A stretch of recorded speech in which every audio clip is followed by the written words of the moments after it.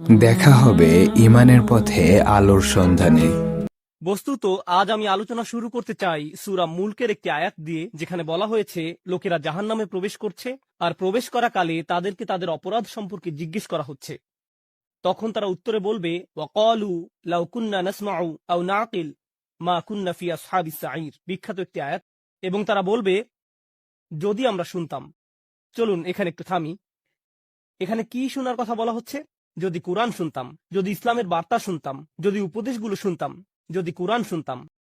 এই অংশটি সবাই বুঝে, কিন্তু এরপরের আয়াতে ওয়া না আকিলু বলা হয়নি, বলা হয়েছে আও না আকিলু, লাউ কুন্না নাসমাউ আও না আকিলু।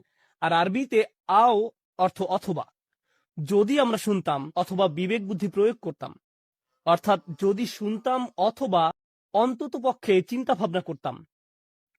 কথাগুলো এইভাবে উপস্থাপনার পেছনে শক্তিশালী উদ্দেশ্য রয়েছে। একদিকে মুসলমানরা কিছু শুনলে সেখান থেকে কিছু শেখার চেষ্টা করবে। আমরা খুতবা শুনি, রিমাইন্ডার শুনি, লেকচার শুনি, কিছু পড়লেও আমরা ওইখান থেকে শিখি। এগুলো থেকে আমরা উপদেশ গ্রহণ করে থাকি এবং হতে পারে এগুলোর আলোকে নিজের ভালোর জন্য নিজের মাঝে পরিবর্তন আনি। অন্তত পক্ষে প্রত্যেকের মাঝে পরিবর্তনের চেষ্টা থাকা উচিত। এই মানুষগুলোর আজ এই পরিণতির অন্যতম একটা কারণ হলো, ভালো ভালো উপদেশ শোনার পরেও তারা নিজেদের পরিবর্তন করেনি। তারা শুনতে অস্বীকার করলো। মানে শ্রবণ করার দুইটা দিক রয়েছে, একদিকে কিছু কথা কানে প্রবেশ করা আর অন্যদিকে সে কথাগুলো নিজের জীবনে প্রয়োগ করা। আরবি ভাষার ক্ষেত্রে এই কথা যেমন সত্য, তেমনি ইংরেজি ভাষার ক্ষেত্রেও সত্য। যেমন যখন একজন বলেন, আমি তাকে উপদেশ দেওয়ার চেষ্টা করেছি কিন্তু সে শোনেনি, এর অর্থ এটা নয় যে সে আমার কথা শুনতে পায়নি, বরং এর অর্থ হলো সে আমার কথা অনুযায়ী কাজ করেনি। তাহলে দেখা যাচ্ছে শ্রবণ করার মাঝে এই দুইটি দিক রয়েছে। কিন্তু পরের কথাটির উপর আজ আমি জোর দিতে চাই, অথবা যদি আমরা চিন্তা ভাবনা করতাম, যদি আমরা নিজেদের বিবেক বুদ্ধি প্রয়োগ করতাম। এই আয়াতের বাহিরে আরো বহু আয়াতে আমাদের বলেছেন একজন মুসলিমের নিয়মিত চিন্তা করা উচিত। এমনকি যখন সে কোনো শায়েকের কাছ থেকে কিছু না শুনে নিভৃতে বসে থাকে, তখনও তার চিন্তা করা উচিত। আমরা সর্বদা চিন্তাশীল মানুষ। তো যে বিষয়গুলো আমাদের চিন্তাশীল বানায় তা হলো আয়াত। আল্লাহর নিদর্শনগুলোর উদ্দেশ্য হলো লাআল্লাহুম ইয়াতাফাক্কারুন লিকাওমি ইয়াকিলুন লাআল্লাকুম তাকিলুন লিয়াদাব্বারুল আয়াতি, যাতে তারা এর আয়াতসমূহ নিয়ে গভীরভাবে চিন্তা করে। আর আয়াত বলতে শুধু কোরআনের আয়াত বোঝানো হচ্ছে না, চারপাশে আল্লাহর যে বিস্ময়কর সৃষ্টি রয়েছে তাও বোঝানো হচ্ছে। যখন বাহিরে গিয়ে আকাশের দিকে তাকান, তখন আপনার এটা নিয়ে চিন্তা করা উচিত। আমরা যখন বাহিরে কোনো গাছের দিকে তাকাই, তখনও আমাদের চিন্তা করা উচিত। মুসলিমদের তো এটাই করার কথা। সবাই যা দেখে আমরা তো তা নিয়ে ভিন্নভাবে চিন্তা করি। তারাও দেখে আর আমরাও দেখি, কিন্তু আমরা যখন দেখি আমরা এর সাথে অন্য কিছুও পর্যবেক্ষণ করি, আমরা চিন্তা করার সুযোগ দেখি। তো আজকের খুতবাহ এমন একটি বিষয় নিয়ে যা অনেকটা উপেক্ষিত।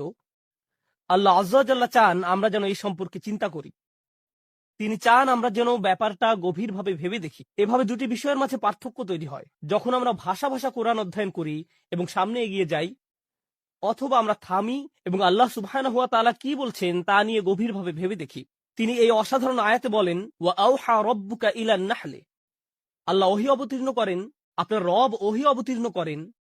যখন বলেন আওহা রাব্বুকা, কোরআন যেহেতু রাসূলুল্লাহ সাল্লাল্লাহু আলাইহি সাল্লামের নিকট অবতীর্ণ কালাম, যখন বলা হয় আপনার রব অবতীর্ণ করেছেন, রাসূলুল্লাহ সাল্লাল্লাহু আলাইহি সাল্লাম যখন এই কথা শুনছেন, তিনি হয়তো ভাবছেন আমার রব আমার প্রতি কোরআন নাজিল করেছেন। কিন্তু এই আয়াতে আল্লাহ বলছেন, আমি আপনার নিকট অবতীর্ণ হওয়া ওহী সম্পর্কে কথা বলছি না, আমি মৌমাছির নিকট অবতীর্ণ হওয়া ওহী সম্পর্কে কথা বলছি। যেই প্রভু আপনার নিকট কোরআন অবতীর্ণ করেন, তিনি মৌমাছির প্রতিও কিছু একটা অবতীর্ণ করেন। ব্যাপারটা নিয়ে একটু ভেবে দেখুন। মৌমাছি আমাদের অধিকাংশের নিকট গুরুত্বপূর্ণ কোনো বিষয় নয়। এমন নয় যে আমরা প্রতিদিন এটা দেখি। যদি দেখেন ভয় পেয়ে তাড়িয়ে দেন। আর যদি শহরে বাস করেন, তাহলে তো আপনি এমনিতেই প্রকৃতি থেকে অনেক দূরে। মোটের উপর আমরা ইট পাথরের শহরে থাকি। আল্লাহর সৃষ্ট বিস্ময়কর প্রকৃতির সাথে আমাদের সাক্ষাৎ হয় কদাচিৎ। যে একটি সৃষ্টিকে এখনো এড়ানো যায় না তা হলো আকাশ। আকাশ সব সময় উপস্থিত। যারা ব্যস্ত শহরে বাস করেন, তাদের এমনকি উপরের দিকে তাকানোরও সময় থাকে না।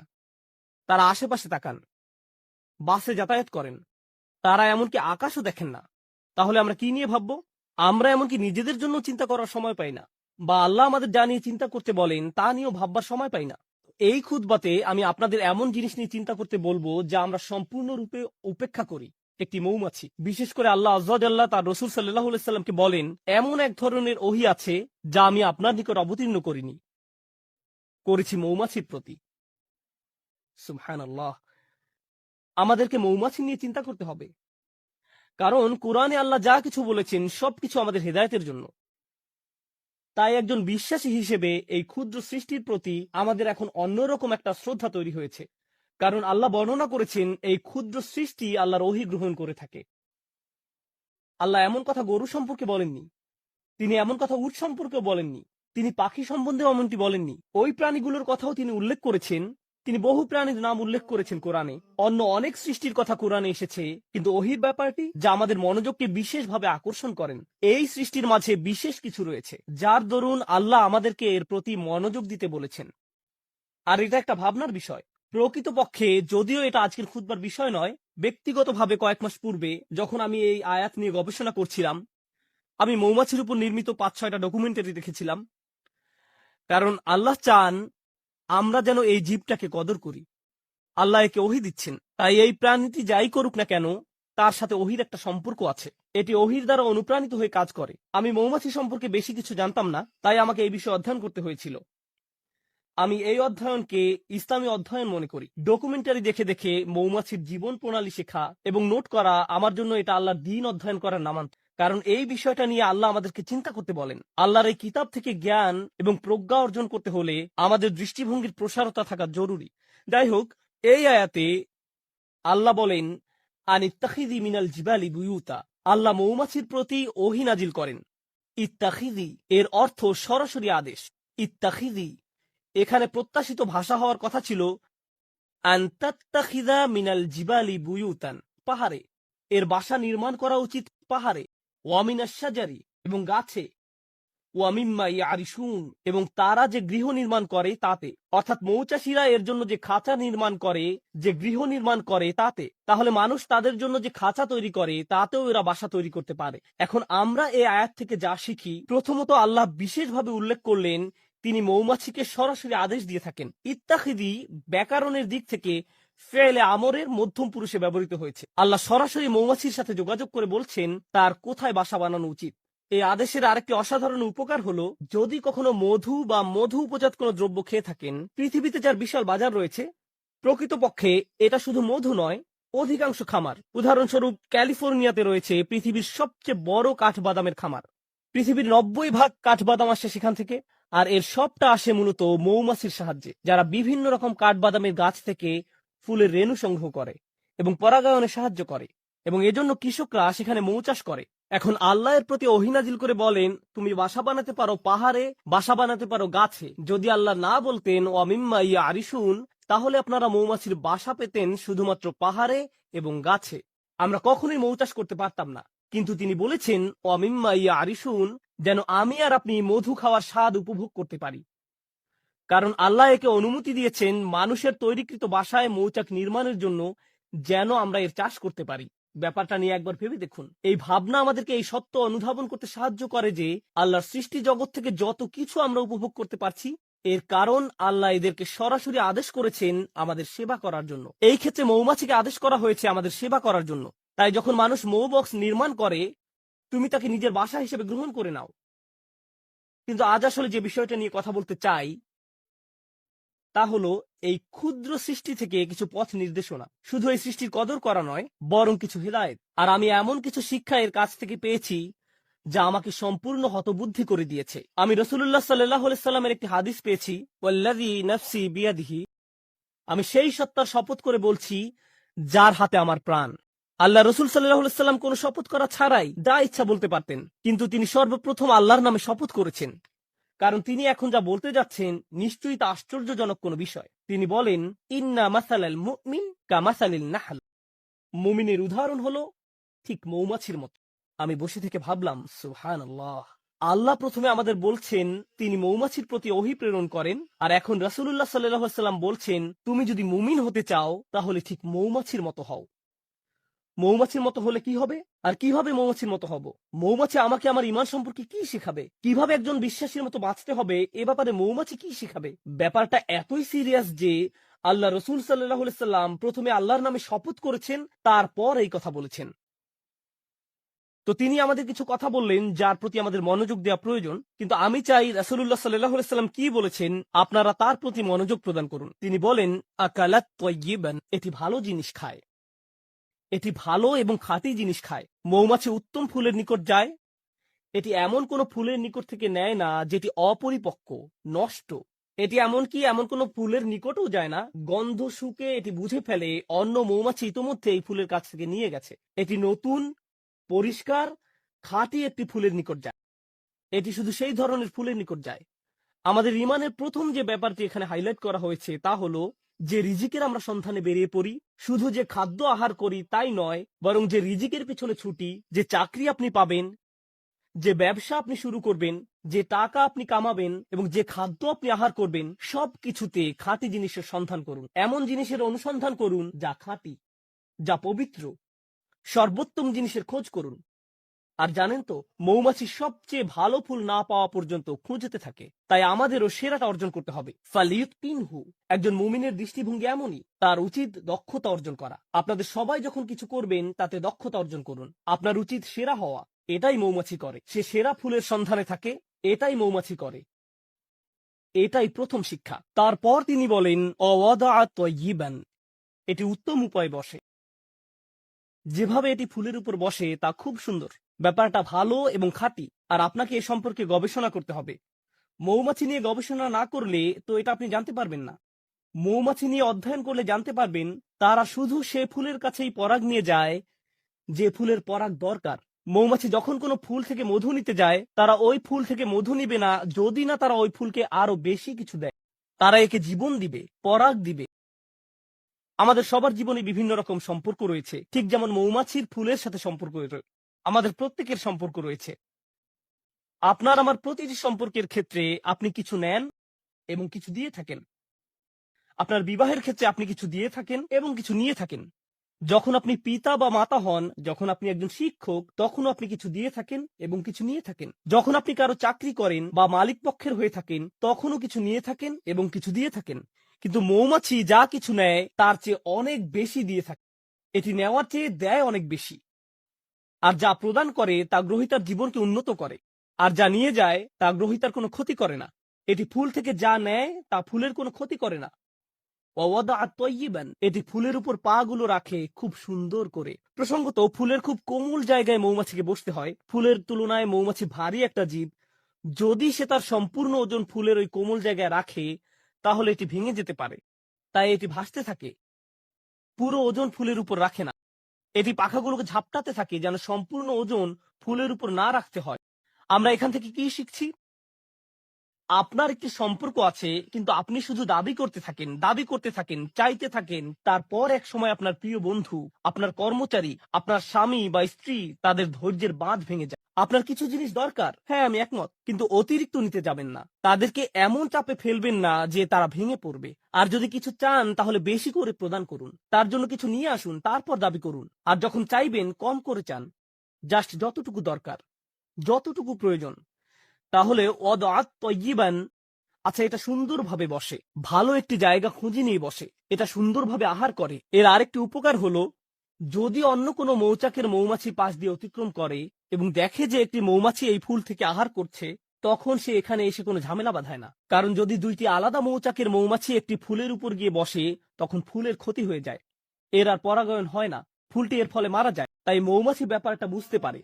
সে জানে যে এই ফুলের সাথে ওই মৌচাকের সম্পর্ক গড়ে উঠেছে, আমার আর এর কাছে যাওয়া উচিত নয়। এবং গন্ধ শুঁকে বুঝতে পারে। এরপর সে অন্য আরেকটি ফুলের নিকট যায় যাকে স্পর্শ করা হয়নি এখনো। আর আমরা কি করি? কেউ একটা দোকান খুললো, আরেকজন দেখে ভাবলো ভালো ব্যবসা, আমারও ঠিক একই রকম একটা দোকান দিতে হবে রাস্তার ওই পাশে।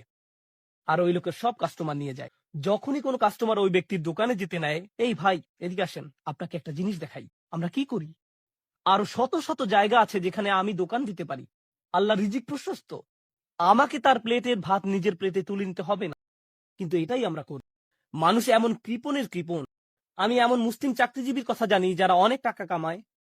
আমি এমন ডাক্তারদের কথা জানি যারা যথেষ্ট টাকা আয় করে। তারপর হয়তো কোনো মেডিকেল কলেজের ছাত্র যে হাসপাতালে ইন্টার্নশিপ খুঁজছে, আর এই ডাক্তার তার জন্য সুপারিশ করে না, কারণ হয়তো 5 বছর পরে সে আমার চেয়ে বেশি আয় করবে।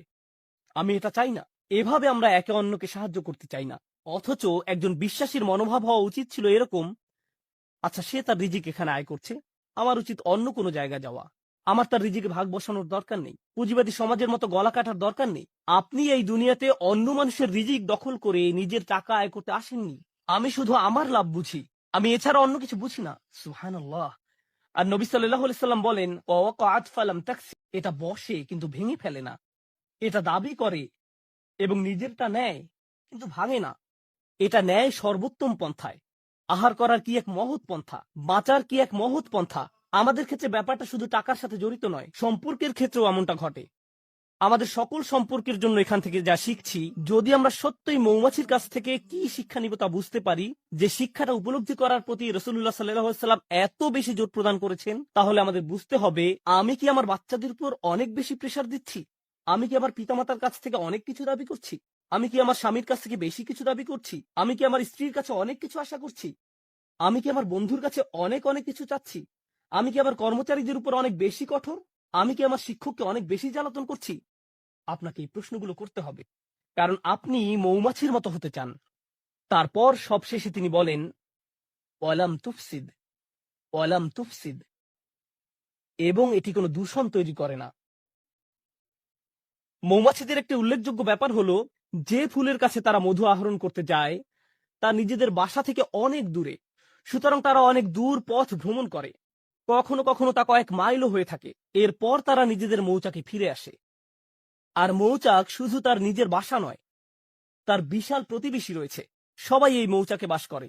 আল্লাহ তাদেরকে বিশেষ ধরনের নাচ শিখিয়েছেন। একটি নির্দিষ্ট নিয়মে তারা বাতাসে ভাসতে থাকে, যা অন্য মৌমাছিদের জন্য অন্য ফুলের পথ বাতলে দেয়। দেখো, আমি আমার নিজের জন্য কিছু রিজিক পেয়েছি, তোমরাও অমুক অমুক ফুল থেকে উপকার পেতে পারো। আমি তোমাদেরকে সেই রাস্তা দেখিয়ে দিচ্ছি। এটা তখন তাদেরকে পথ দেখায়। এর নাম হলো বি ড্যান্স। জনপ্রিয় পরিভাষা হলো বি ড্যান্স। তারা অন্য মৌমাছির সামনে এই নাচ দেখাতে থাকে, যেন অন্যরাও থেকে মধু আহরণ করতে পারে, যেন তারাও খেতে পারে। এভাবে তারা নিজেদের সমাজ তৈরি করে, একসাথে তারা নিজেদের মৌচাক নির্মাণ করে। তো এটা বুঝতে পারে যে যখন কেউ কোনো কিছু থেকে উপকার পেয়ে থাকে, এটা কোনো প্রতিযোগিতা নয়। যদি সে অন্যদের উপকার পাওয়ার সুযোগ করে দেয়, এর মাধ্যমে আসলে সবাই উপকৃত হয়। আমি নিজে নিজে একটি মৌচাক নির্মাণ করতে পারবো না, আমাদের সবাইকে এর জন্য কাজ করতে হবে। পক্ষান্তরে মুসলিম সমাজে কি হয়, যখন আমাদের ঈমান থাকে না, যখন কেউ উন্নতি করে আমরা হিংসুক হয়ে পড়ি। তাহলে কাউকে বলতে চান না কিভাবে এই উন্নতি করলেন। আচ্ছা, আপনার দোকানের সাপ্লাই কোথা থেকে পান? আমি জানি না, ভুলে গেছি। আচ্ছা, আপনার চাকরির জন্য কোথায় আবেদন করেছেন? আপনার রিজিউম কেমন? আমি জানি না, ফাইলটা হারিয়ে ফেলেছি। আপনি কাউকে সাহায্য করতে চান না। এটা হলো প্রতিযোগিতা। আমি কেন প্রতিযোগিতায় আরেকজনকে সাহায্য করব? আমি কেন তাকে বোর্ড কমিটিতে সিট পেতে সাহায্য করব? আর রাসূলুল্লাহ সাল্লাল্লাহু আলাইহি সাল্লাম মৌমাছির জীবনের মাঝে সীমাহীন বিজ্ঞতা দেখতে পেলেন, কারণ আল্লাহ তাকে বলেছেন, দেখো আমি মৌমাছির নিকট ওহী প্রেরণ করছি। ওয়া আওহা রাব্বুকা ইলান নাহল। যে পথটা মৌমাছি অনুসরণ করে, আল্লাহ তাকে বলছেন সুবুলা রাব্বিক। মৌমাছি বৃত্ত তৈরি করে দুলতে দুলতে সামনে চলতে থাকে, কিন্তু আমাদের পক্ষে তাদের এই পথ ভ্রমণ দেখা সম্ভব নয়। আর আল্লাহ বলছেন, প্রতিটি বাঘ যে এটি নিয়ে থাকে সেটি তার রবের দেখানো পথ। আল্লাহ তাদের জন্য এই পথটি তৈরি করেছেন, আর তিনি এটাকে জুলুলান বলেছেন। এই আয়াতে যে হাল ব্যবহার করা হয়েছে তা হলো জুলুলান।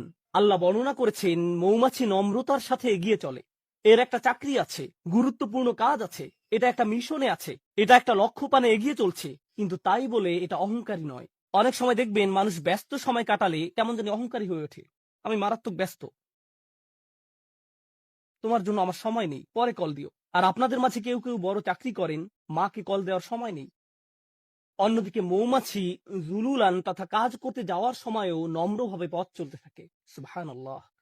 সব শেষে যা বলতে চাই, আর 2 মিনিট সময় আছে, আমি মৌমাছি নিয়ে শেষ একটি কথা বলতে চাই।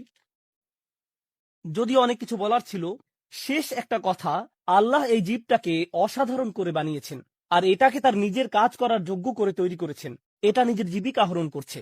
এই মৌমাছির অন্যদের সাথে সম্পর্ক আছে, নিজে উপকৃত হচ্ছে, সমাজের সবার উপকার করছে। এই সব কিছুর উপরে এটা মৌচাক নির্মাণ করে। এই মধুর উপকার মৌমাছিকে ছাড়িয়ে আরো বহু সৃষ্টির মাঝে ছড়িয়ে পড়ে, যা শিফাউন লিন্নাস।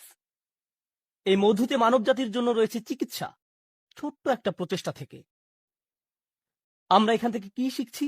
আমরা যদি মুমিনদের একটি সমাজ তৈরি করতে চাই, আমরা যদি পরস্পরের উপকার করতে চাই, আমরা যদি একসাথে ভাই ভাই হয়ে বাস করতে চাই এবং অল্পে তুষ্ট থাকি, আমাদের সম্পর্কগুলোর উপর বেশি চাপ না দিয়ে থাকি, এর ফলে আমরা যে সমাজ নির্মাণ করব এতে শুধু নিজেদের উপকার হবে না, বরং মানবতা এর দ্বারা উপকৃত হবে, আরোগ্য লাভ করবে। যদি মৌমাছিদের একটি সমাজ পৃথিবীকে আরোগ্য দান করতে পারে, কত শত রোগ বালাই মধুর মাধ্যমে আরোগ্য লাভ করে। রাসূলুল্লাহ সাল্লাল্লাহু আলাইহি সাল্লাম কর্তৃক সত্যায়িত একটি ওষুধ হলো মধু। আর মধু কখনো তৈরি হয় না যতক্ষণ না মৌমাছির একটি সমাজ একত্রে বসবাস করা শিখে এবং একত্রে কাজ করা শিখে। যদি এই উম্মাহ যার মৌমাছির মতো হওয়ার কথা, যদি আমরা একসাথে কাজ করা শিখি, একত্রে বসবাস করা শিখি এবং আমাদের নিজস্ব সমাজ তৈরি করি, এর ফলে আমরা শুধু নিজেদের উপকার করব না, আমরা মানব জাতির জন্য আরোগ্য লাভের এক উপায়ে পরিণত হব। কারণ মানব জাতি আজ লোভী হয়ে পড়েছে, সবাই শুধু নিজের চিন্তায় ব্যস্ত। তারা বলে আগে নিজের চরকায় তেল দাও। আমরা এই গ্রহকে জ্যান্ত সাবার করে ফেলেছি। প্রসঙ্গত এতে অবাক হওয়ার কিছু নেই, আজ যেহেতু পৃথিবীতে ফিতনা বেড়ে গেছে, পৃথিবীতে আরেকটি ট্র্যাজেডিও লক্ষ্য করা যাচ্ছে। মৌচাকগুলো দিন দিন উধাও হয়ে যাচ্ছে। আল্লাহ আজ্জা ওয়া জাল্লার একটি অন্যতম নিদর্শন হারিয়ে যাচ্ছে এবং এজন্য সব শেষে রাসূলুল্লাহ সাল্লাল্লাহু আলাইহি সাল্লাম বলেন, ওয়ালাম তুফসিদ, এটা ফাসাদ তৈরি করে না, এটা আহার করার মাধ্যমে আরো বেশি জীবন তৈরি করে। যখন মৌমাছি আহার করে এটি আরো জীবন তৈরিতে সাহায্য করে।